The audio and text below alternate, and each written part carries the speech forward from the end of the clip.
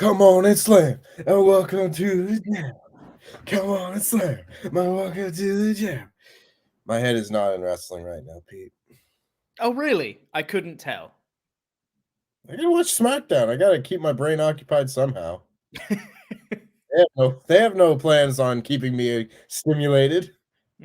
That's true. Because what the hell's going on with Roman Reigns, man? He's your Uwu champion, and we don't know what the hell he's doing. Yes, Tempest. That. He's the Uwu champion. He's the Uwu He just wants to watch the show like we do.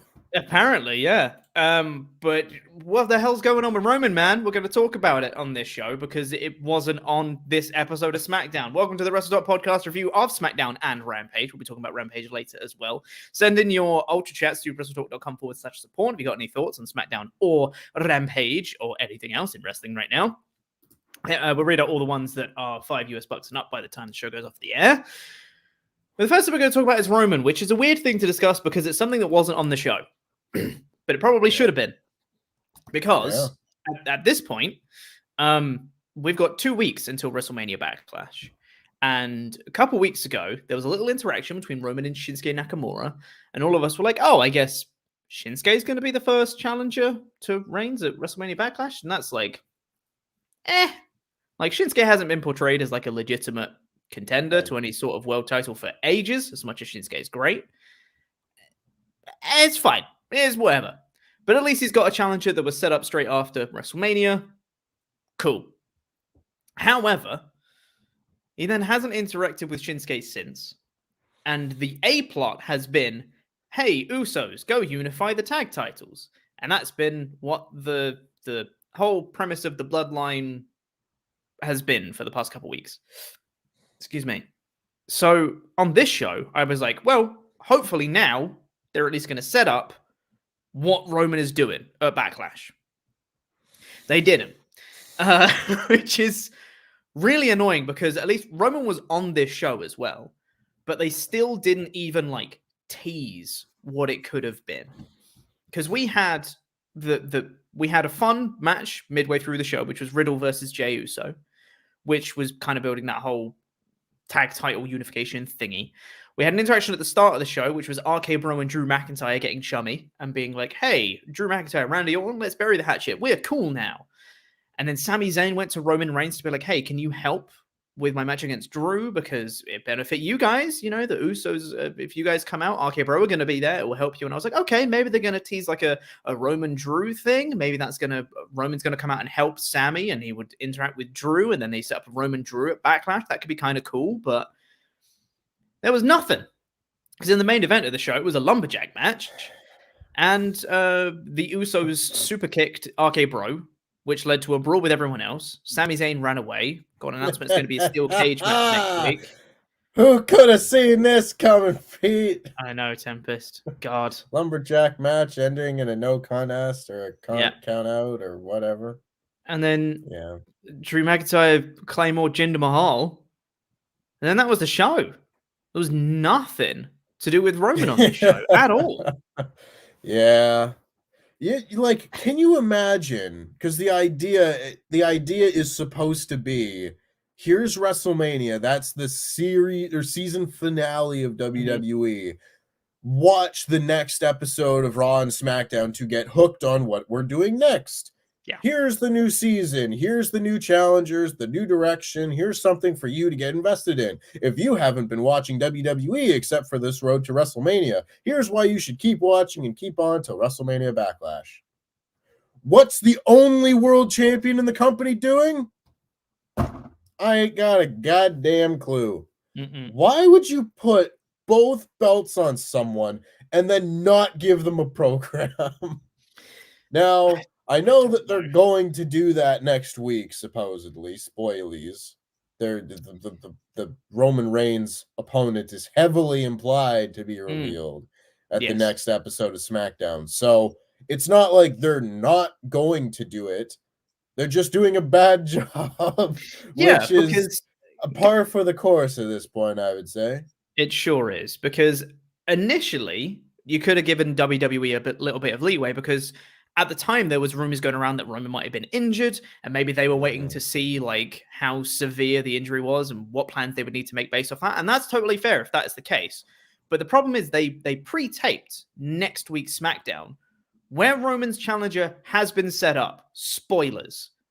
Roman's challenger has been set up as of next week's SmackDown, which has been pre-taped. But this episode, which was filmed on the same night, is nothing. So they knew as of yesterday what the plan was with Roman, and they didn't do anything with it on this show. I don't know why they're waiting so long to do this. When now they know.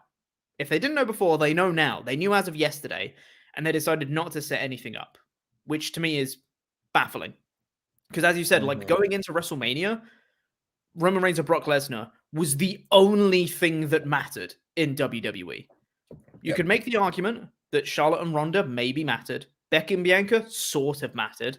Sure. But Roman and Brock was the thing that mattered. Biggest WrestleMania match of all time. That was the thing that you should care about more than anything else. And since WrestleMania, what are you supposed to care about? You've always just been told Roman matters, nothing else matters. And afterwards, you're like, Roman still matters, but he's not doing anything. So care about nothing in the meantime. Yeah. Yeah, it's rough, isn't it? Like, they really loaded everything you could care about onto that Roman and Brock match. Like, Brock won the Royal Rumble. They had both titles on the line. Yep. You had Paul Heyman. And I didn't care.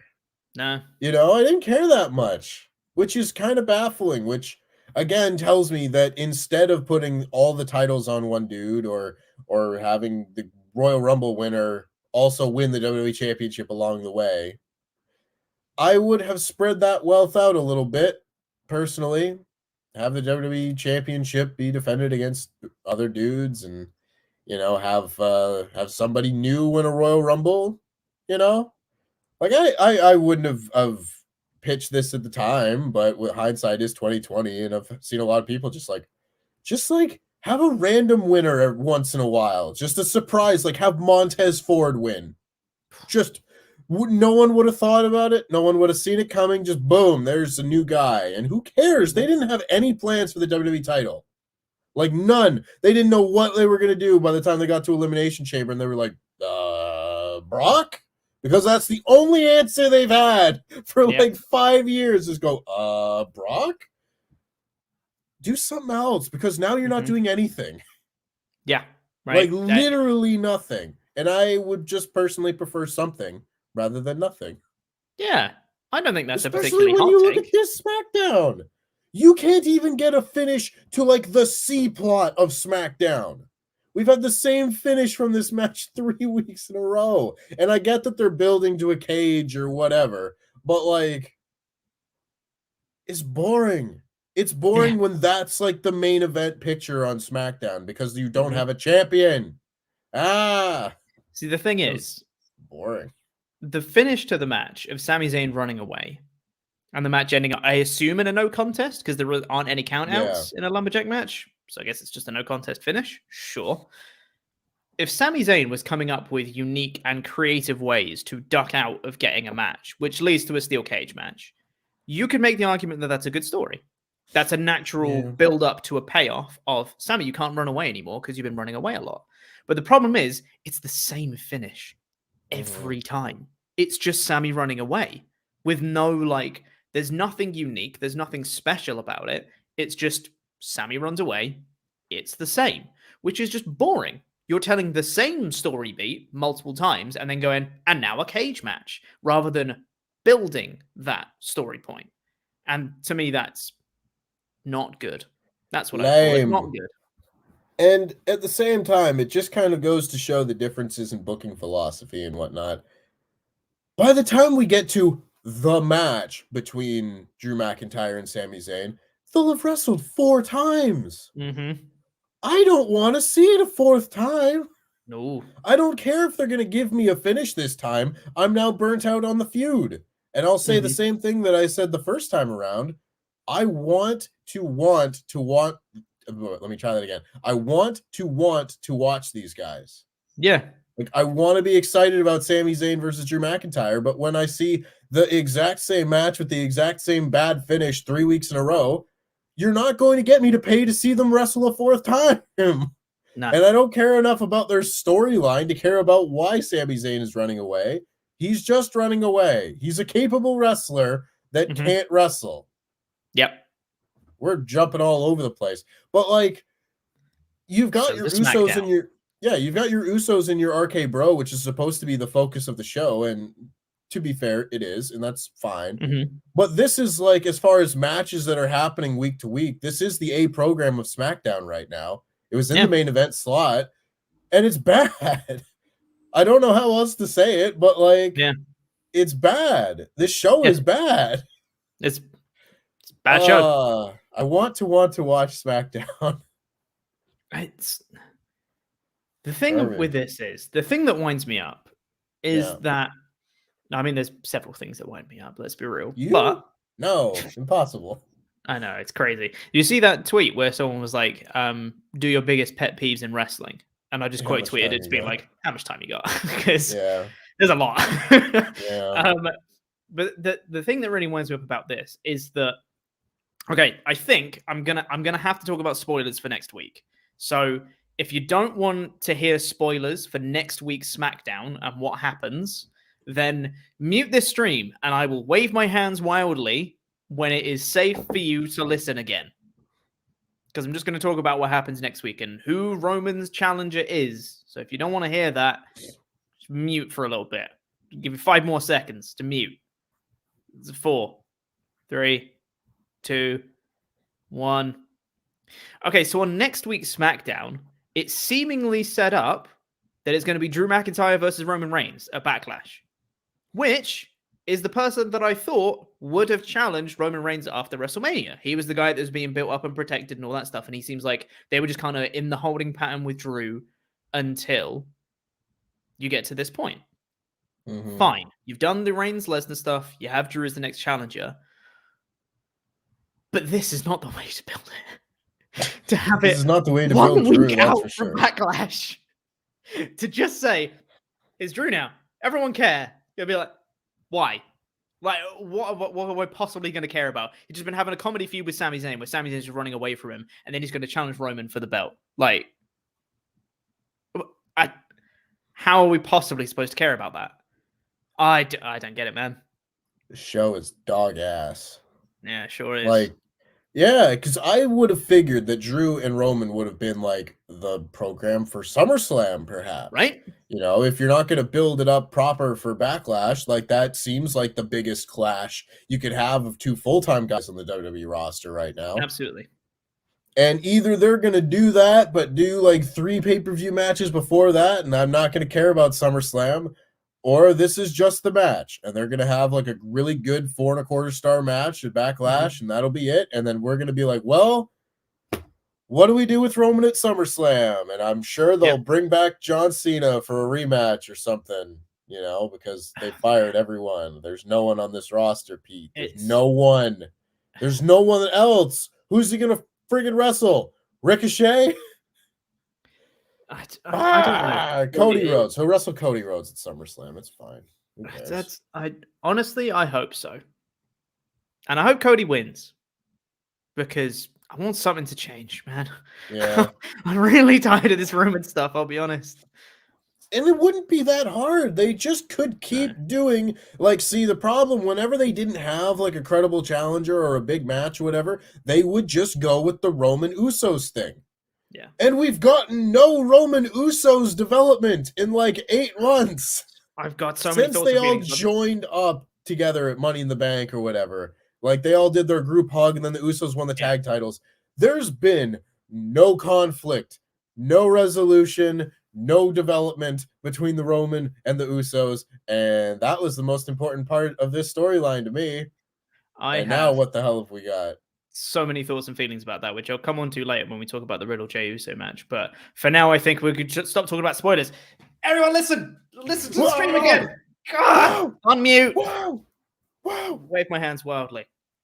Yeah, I wanted Roman to hold this title for like 4 years. I wanted to like have a Bruno Sammartino run, and they don't have enough people.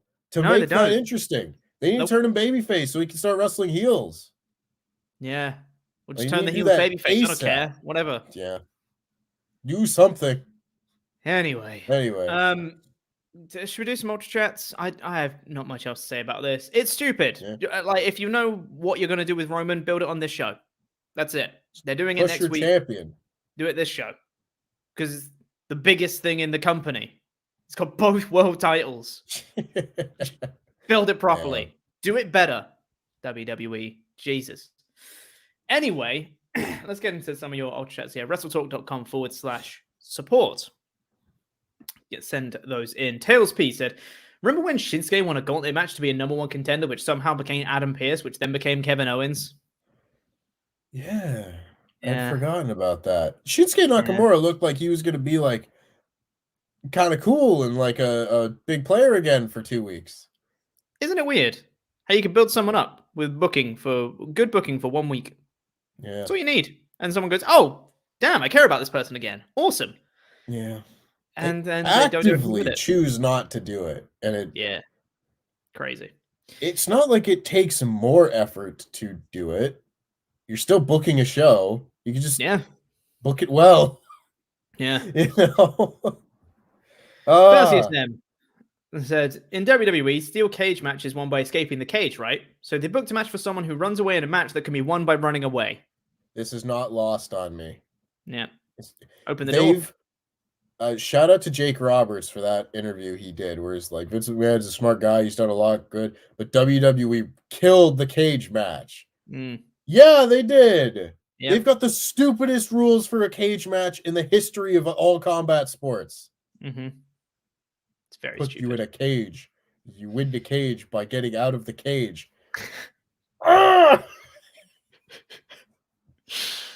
Call it the Christopher said, willing to bet Sami escapes the cage next week too. The only natural form of escalation after that is a Hell in a Cell match, which is going to end in a no contest. Yeah. Does this end with Hell in a Cell, or does this end with False Count Anywhere? This ends with nothing. This ends with them dropping the story. Probably true. Yeah. That's probably true. Anyway. Riot DR said, hey yo, so Xia Li has all of these vignettes explaining she's here to protect the weak. Now she claims no one deserves her protection. So does that mean no one on the SmackDown roster is weak? Lazy storytelling. All love, jam that jam, LAW for life. I had to pause that segment and I just could not stop laughing because wow. WWE. That's wow. I'll talk about that more later, but yeah. Frank Marina said, so the almighty Bobby Lashley is just not thinking about the Raw title at all? Yeah, where's the Roman Bobby match that we should be getting out of all of this? He should have been the first challenger. Yeah, that would have been great. You know?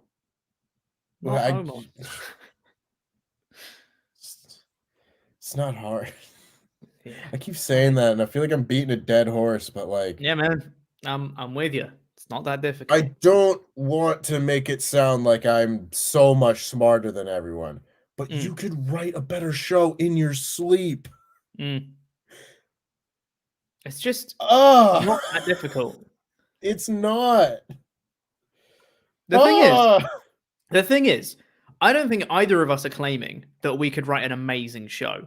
We're just saying that we could write a competent show. Like something that makes sense.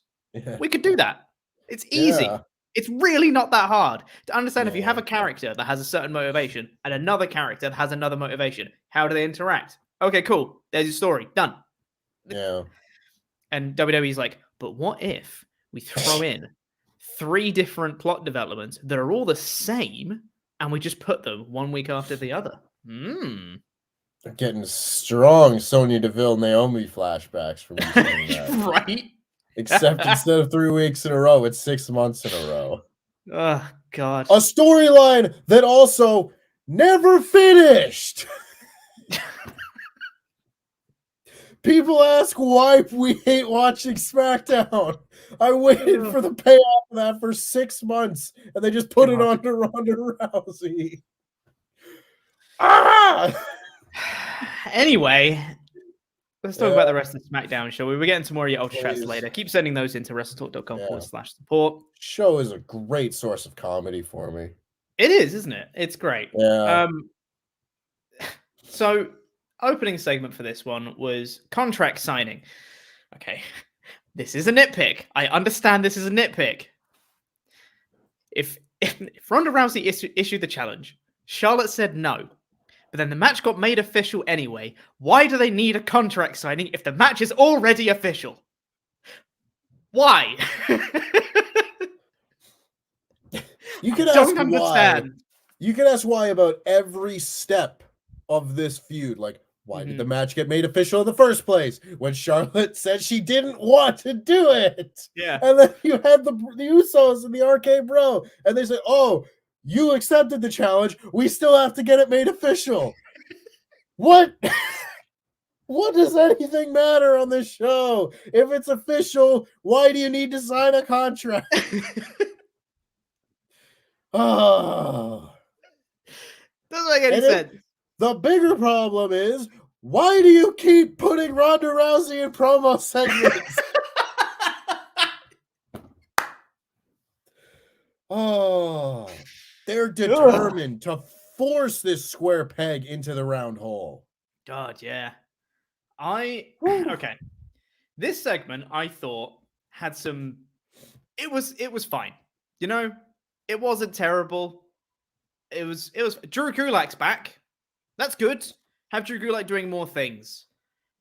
He's funny at his thing. He tried to bring back the PowerPoint presentation, and Charlotte said, no, shut up. And I was like, oh, boo, Charlotte. We like PowerPoint presentations. That was good. That made sense. It devolved into a brawl because, of course, it did. Kendo sticks. Great. And then, nitpick number 2 for this segment. Why did Ronda Rousey beat up Drew Gulak? Aren't we supposed to like him? Isn't that the point? Wasn't that the point of Charlotte shutting down his PowerPoint presentations? He stopped her from hitting Charlotte with the stick. Sure, but like that. It's fine. But then she did an armbar to Gulak and then signed the contract while she was doing an armbar, which I thought was a really cool visual. So that's nice. Just yeah. He's just gonna be the goober that gets beat up by heels and baby faces. I think that's fine. Yeah. He's a stooge. Yeah, sure. He's Brandon Cutler. Yeah, he's Brandon Cutler. That's fair. This was fine. I've seen worse, but is what it is. It wasn't Ronda's worst day on the stick. For sure. And I thought out to that. She looked good when she did that armbar. Like, she actually showed a level of physical charisma when she was doing that and was like, And so I got the contract out, got the pen out. I was like, can you give me the pen? And Gulak's like, my arm. And she's like, come on, pen. And I was like, that's good. That's good physical charisma that she can do. It's just when she has to talk that it gets lost in translation. The translation of English. Yes. The translation from brain to mouth.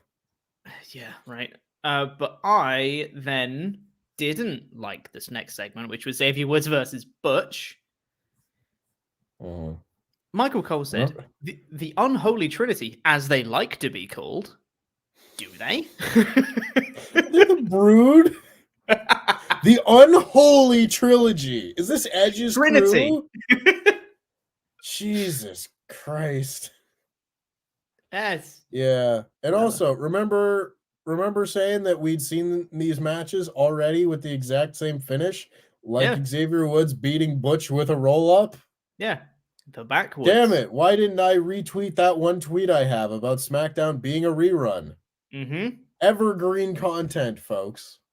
So, Woods wins with his new finish, a legitimate finisher, not just like a little tongue-in-cheek Twitter thing anymore, but it's legitimately called the backwards. Smoke weed every day. Yeah, like just blaze. As this finisher now. There's a roll-up. You never made all the jokes about the roll-up being the most devastating finisher in WWE. Like, it actually is now. It's part of Woods' moveset. Yeah, he's going to do it. I mean, he learned. He listened. He was like, yeah, it's the most devastating finisher. I'm going to use it. And now he's never going to lose again. Sure. He wins with the roll-up, with the backwards. Butch then gets angry and runs off through the crowd. walks away, and Michael Cole on commentary says he's a petulant, spoiled brat. All right, that's a surefire way to get him over, innit? Like, I love their technique of trying to get people over, where they give someone a stupid gimmick and then they put them on TV and they have the announcers go, "Look at this stupid, worthless piece of crap of a wrestler. He's useless. Look at him. He's a petulant child. Don't care about this kid." Oh, I can't believe he didn't get over. why isn't he getting over? Why do can't people he get care? over?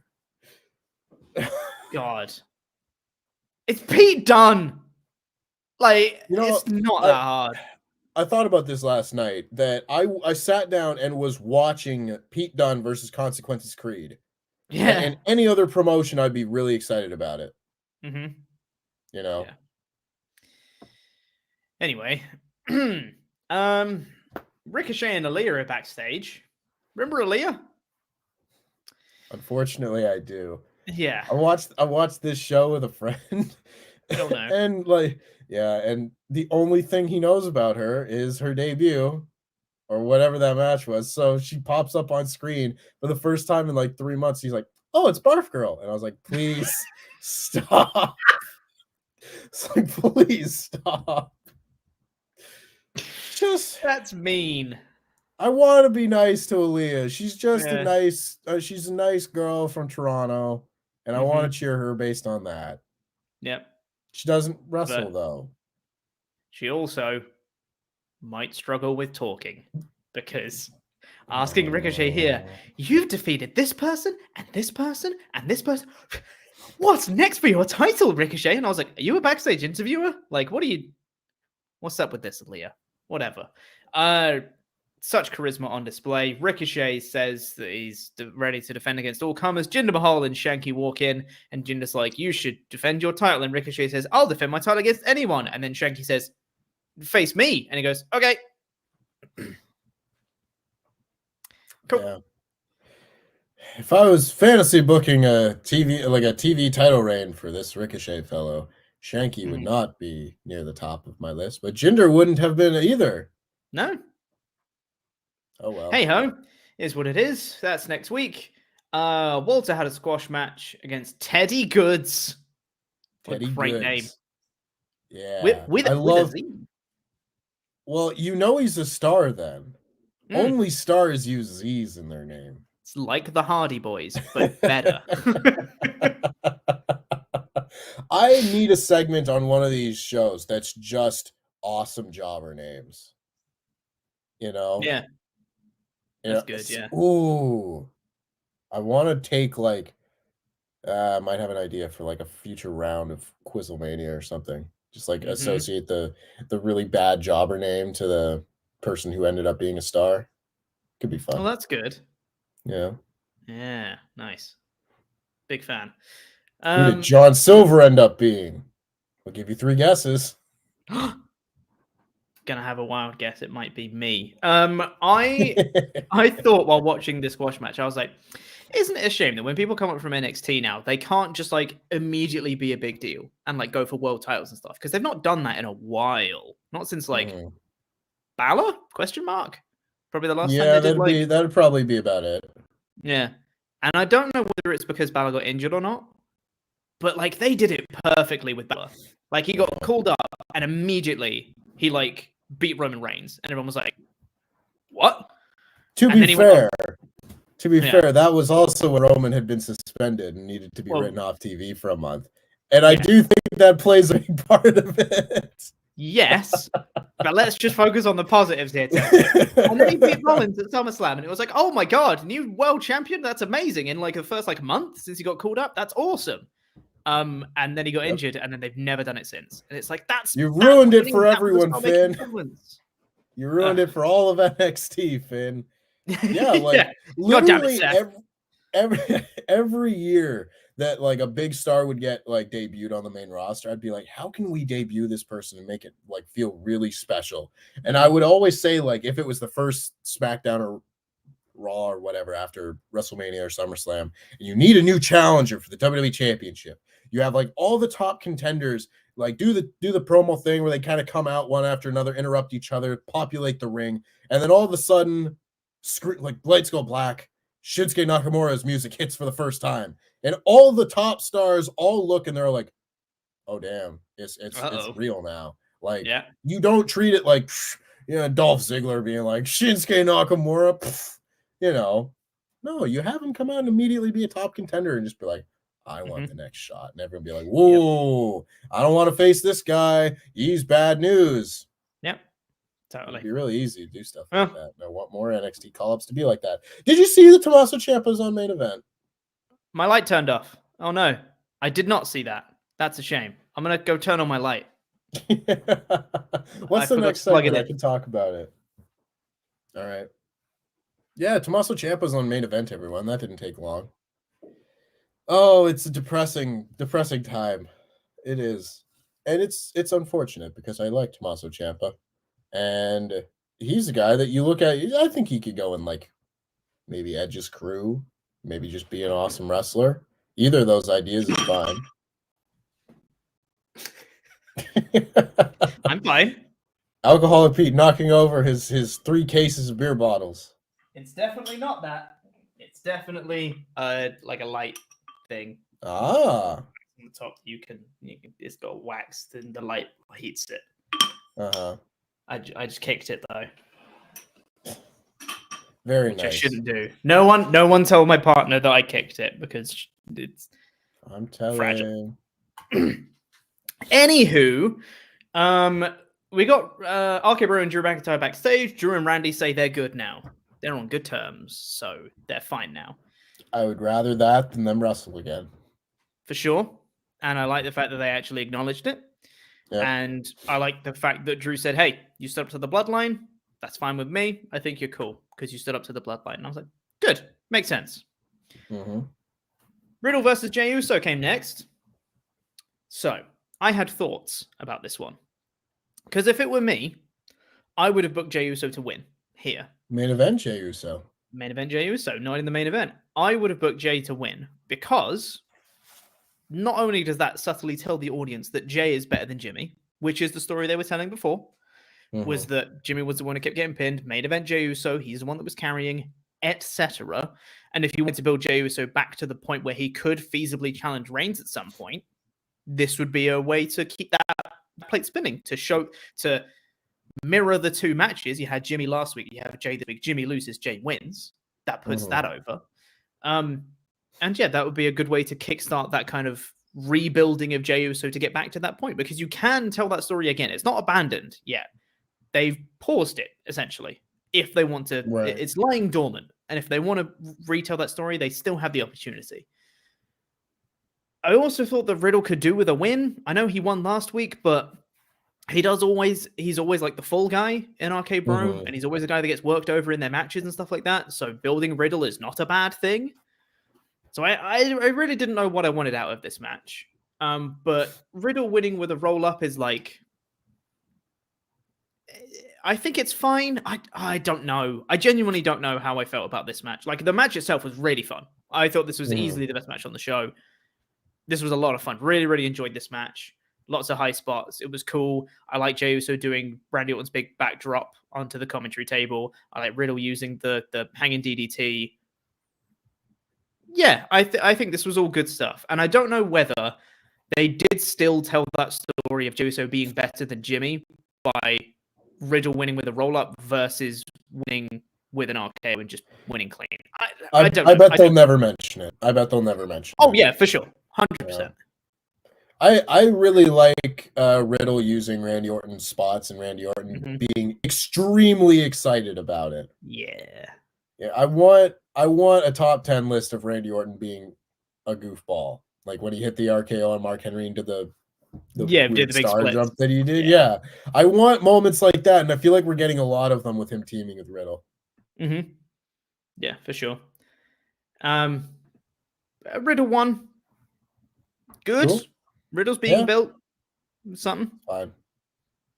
I think it's fine at this point. I think they've long since given up on main event Jey Uso until they remember that it exists, and they'll come around and be like, "Oh, you remember what I did for you? And you were main event Jey Uso. You were the Andre the Giant winner." Mm-hmm. and they're gonna make us pretend that all of the last year never happened.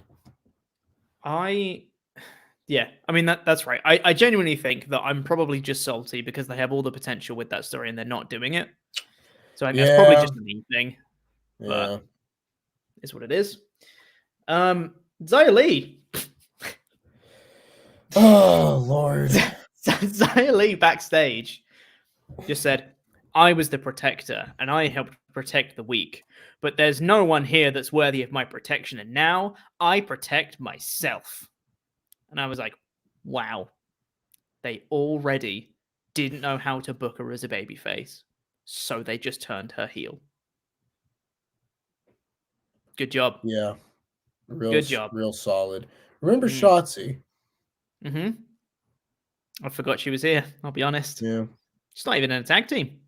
No. You know why? Because they fired her tag partner. They sure did. Maybe she can be in a tag team with Xia Li. They're both heels now for no reason.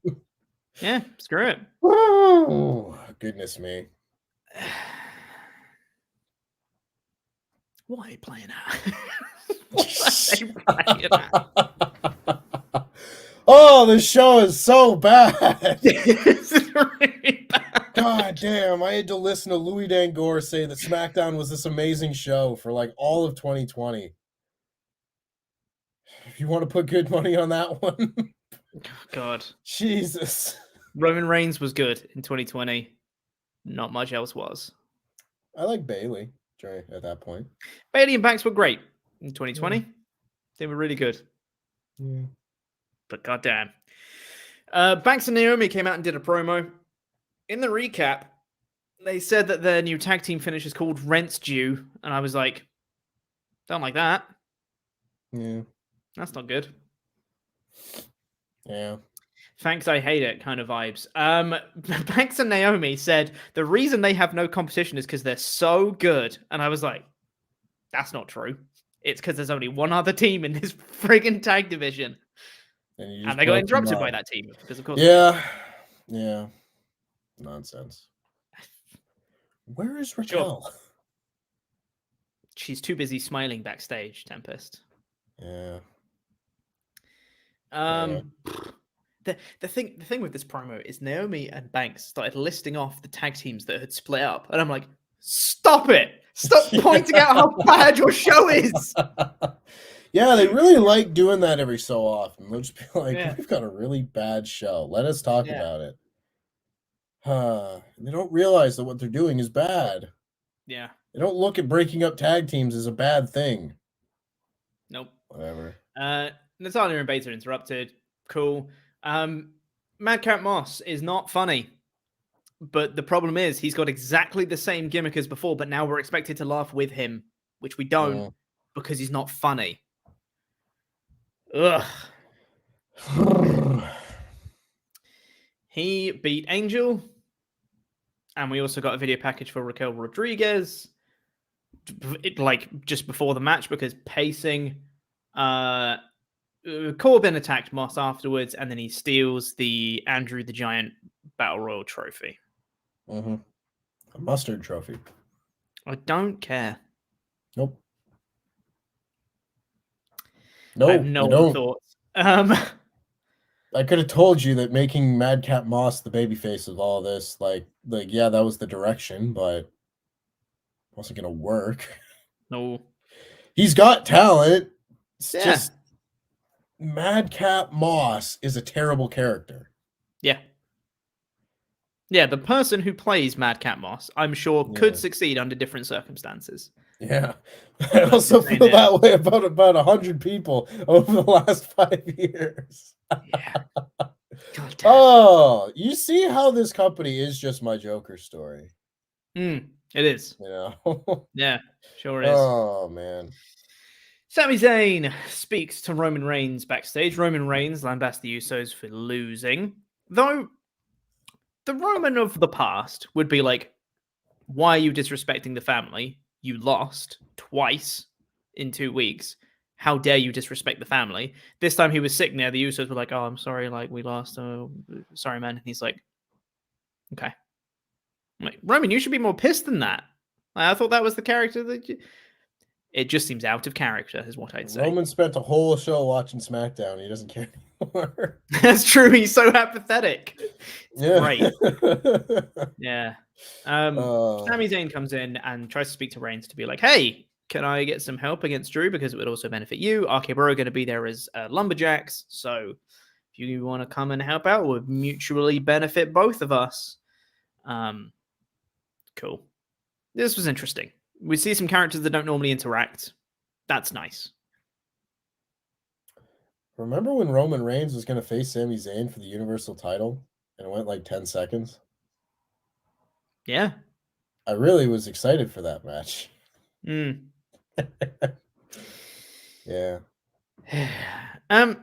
Reigns said here to the Usos, because Sami Zayn said that Drew and RK Bro were talking mad S about him and his family. Ooh. So Reigns said to the Usos, go and take my name out of their mouths. Which I'm assuming means RK Bro and Drew McIntyre, because those are the people that were chatting S about him. Mm-hmm. Bear that in mind for the main event, because I think it's important. Lacey Evans did chapter 3 of her backstory. This was just as good as the other two, I thought. Another really good promo from Lacey. I have a fear, I have a worry, Tempest, that while this stuff is very good, and I don't want to take away from it, and WWE aren't currently doing this, but I feel like I'm seeing the warning signs. I don't want them to overdo this, and I don't want them to be like the inspirational Lacey Evans. Like, they'll make her nickname the inspirational Lacey Evans, and they'll be like, what an inspiration, former Marine, she overcame all this stuff, she's such an inspiration, she's really inspirational, what an inspiration, Lacey Evans. And even though she is pretty objectively an inspiration, saying it for like every segment that she's in will be bad. And I don't want WWE to do that. I feel like their track record speaks for them. I can't wait for all of this to end up turning her heel, and for oh my god, Tempest, don't! For people to be like booing an abuse victim or an abuse survivor. God, yeah. Whoo, like, I can't wait for that to happen and for me to uncomfortably have to review it. Yeah. But it was a good promo, regardless. Yeah. In the meantime, it's going well. Yeah, it's going well for now. We got the main event of the lumberjack match with Drew McIntyre and Sami Zayn. RK Bro were there. The Usos were there. I was like, hey, Shinsuke Nakamura's there. First time we've seen him since he's interacted with Roman Reigns. There's a lot of plates spinning in this main event. I'm curious what's going to happen with Roman Reigns. Nothing. Nothing happens with Roman Reigns. That's annoying. So as we mentioned earlier, RK Bro were going to throw Sami back in the ring. They get super kicked by the Usos. Big brawl breaks out. The Usos do the super kicks to RK Bro, and then they walk away. And I'm like, aren't you supposed to beat up Drew McIntyre? I thought that was the point. Was you were supposed to attack RK Bro and Drew McIntyre? That's what Reigns told you to do, right? Which, if they'd have done that, then, you know, would have like maybe teased a Roman Drew thing if they're going to do that, you know, which is like a solid way to start building that story if they want to build that story. But they didn't do that. They just beat up RK Bro, which is like, cool. But we already knew that was happening because you've already been telling that story. We already know it's going to be Usos versus RK Bro. And it wasn't really a progression of what's already been happening with the Riddle singles matches. It was just another couple of super kicks. Sure, whatever. And Shinsuke was irrelevant in this segment, by the way. In case you thought that something was going to happen with Shinsuke, it ain't. Because nothing happened in this segment. Nope. 2 out of 5 show. 2 out of 5 shows. Nothing happened on this show. Nah, man. I really enjoyed Jey versus Riddle, and Lacey's promo was good. Everything else was a bit boring, a bit throwaway. Yeah. I've already forgotten this show. Yeah. It's gone. Yeah. Totally. It's out of my brain. I will never think about it again. Yeah. Rampage. Let's do it. Also, as the credits came up for the show, I mean, wait, that was the main event? Yeah. It's always a good sign, every Yeah. so often, like, the show's ending, and I'll be like, "Oh my god, that was it? Yeah. That was the main event? That's it?" Absolutely. Woo! Anyway, let's talk about Rampage, which kicked off with Adam Cole versus Tomohiro Ishii. Makes Yay. me so happy. Makes me so happy. Ishii, no selling a super kick, going straight into a lariat, like, made me hulk up in my seat. I was like, "Yeah, go on, Ishii!" It was great. He's Very cool. fantastic. I really enjoyed this match. It was just a bit of fun. Yeah. That's pretty much what you wanted from this match. It was just Cole versus Ishii, a bit of fun. Cole wins. Great. All I wanted. It's all I wanted. I just, like, you hear that, and I'm like, "That's gonna be fun," and it was fun. Yeah. Easy. Oh my god, what a fun match. Like, Yeah. it wasn't to me at, like, the same level as, like, Danielson, Suzuki, and, matches like that. The really top level New Japan crossover matches that we've had over the last year or so. Yeah. That being said, it was still exactly what I wanted. It was just fun. Tomohiro Ishii matches are pure fun to me. I know I'm going to enjoy every single one of them, and this was one of them. Yep. I really don't have much else to say because it was just fun. Jay White did interference at the end. Good. Helped Cole win. Distracted the referee, called it a low blow. Boom. Wins. Cool. Celebrated with Jay White on the ramp. We had an Ultra Chat come in yesterday on the magazine show that said that their dream match fantasy booking scenario for the Forbidden Door show is Jay White against Adam Page for the AEW World Championship and Adam Cole against Okada for the IWGP Championship. And have, like, because they interrupted the announcement and they're kind of getting pushed as, like, the crossover people right now, have those be the top two matches, and then you can do, like, your Punk and Kenta and Danielson and Sabre and all those type of matches. But those two top matches, I think, they tick a lot of boxes. Yeah, that is fun. I quite like it. Maybe you have Kenny Omega come back at the show. Adam Cole's facing Okada. Hangman Page, Jay White. Oh my god, a three-way stare down with Omega, Cole, and Okada would be like. There's a lot. There's a lot happening there. There's a lot to look forward to. Hook. He spoke. He speaks words, and he sounded cool. I'm really glad that his voice kind of matches the demeanor, and it wasn't like, "Hey, you got my attention now," and I'll be like, "Whoa, Jesus, that's not okay." But I'll see you on Sunday. Yeah, let's do this. Yes. Yeah, this is fine. I'm still not super into the Danhausen thing, but I know that's just me. I know I'm in the minority. People love it. Cool. Should have, like, kissed him on the cheek. Just get real close and just. Like the Deadpool thing. Assert your dominance over Danhausen. Cool. Yeah. That's fine. Right on. Lance Archer squashed Serpentico. Sends a message to Wardlow. Kind of was doing the one more time thing and kind of like trying to serenade the crowd, which was great. And then he went to go do it one more time and then didn't. What a heel. Yeah.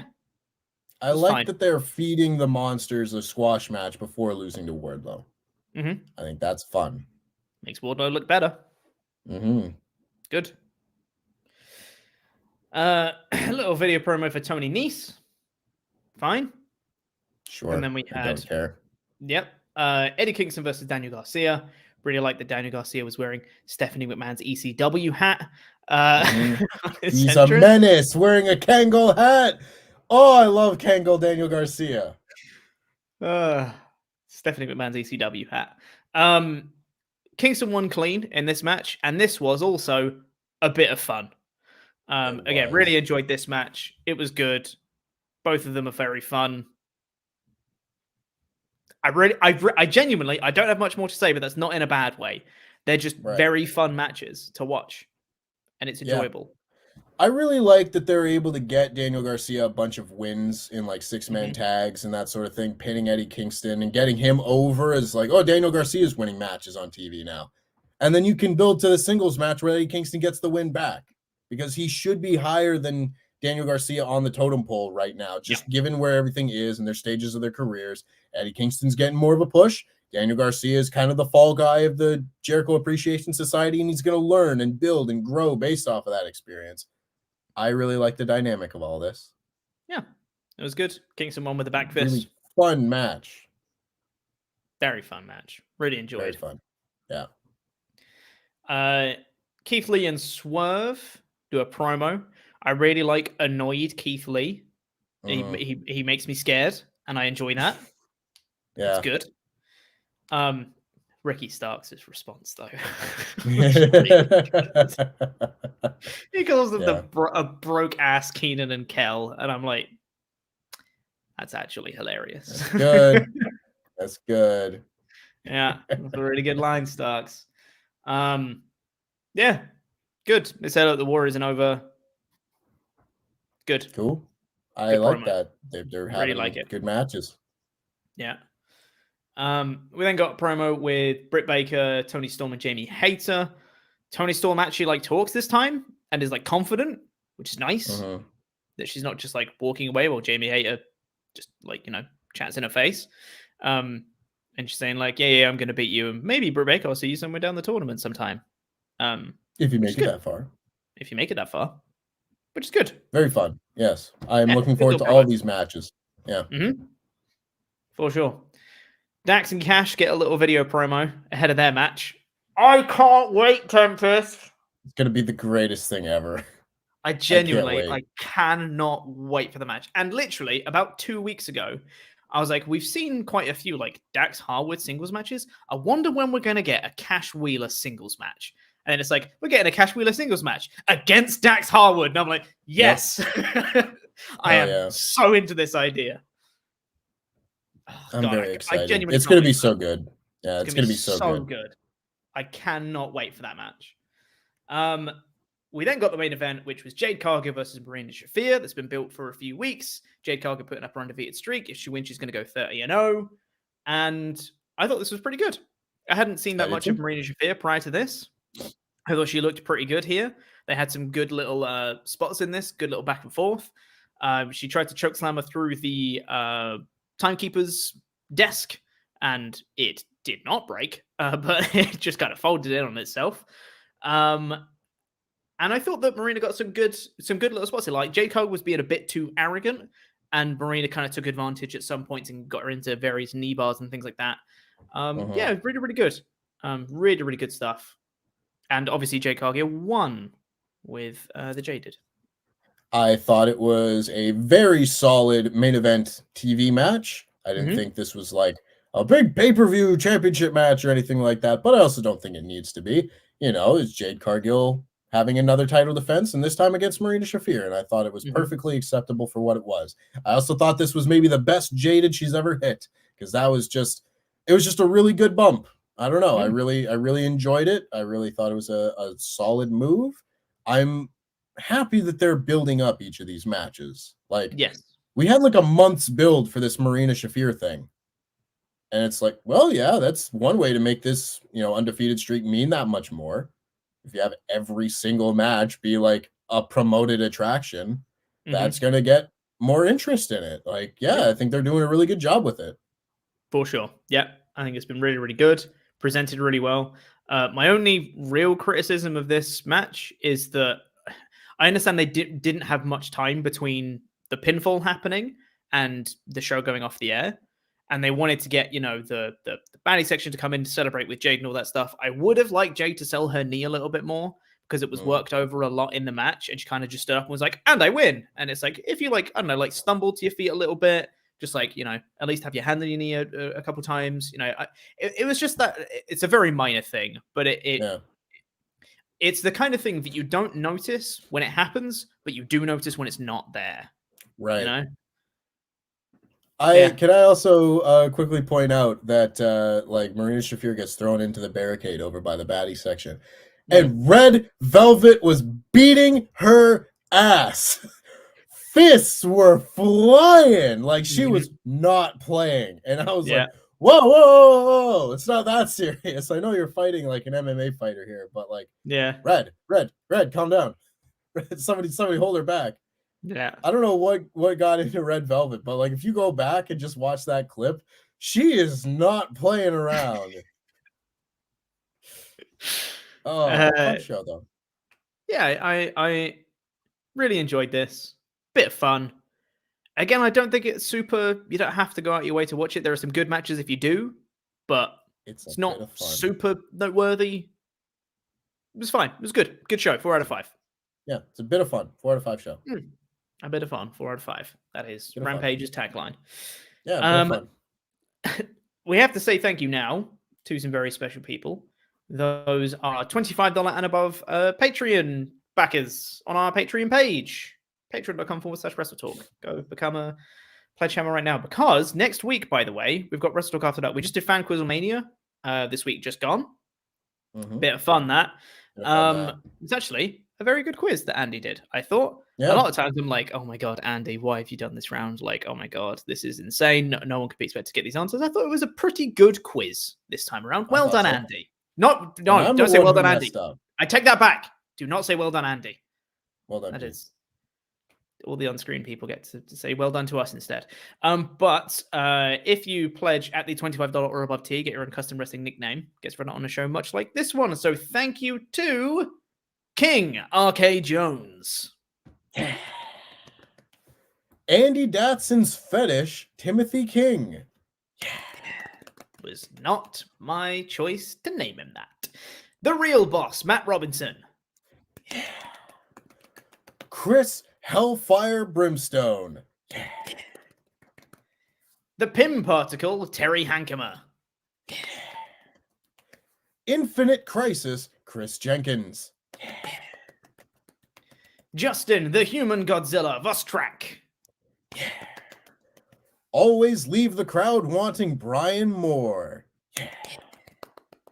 The Incredible Tarzo. All-Star, Chuck Turner.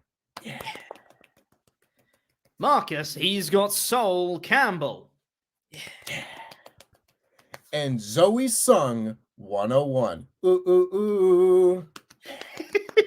I know you see me standing here. I love That's that some extra you thrown onto that one. Yeah. Yeah, Lovely. buddy. Let's get into the rest of your Ultra Chats here. Last chance to get those in at WrestleTalk.com/support. Tails P said, while Xia Li was the protector, she always came out to the evil Tian Sha music. Now that she's a heel, you just know WWE's going to change it to something ridiculous.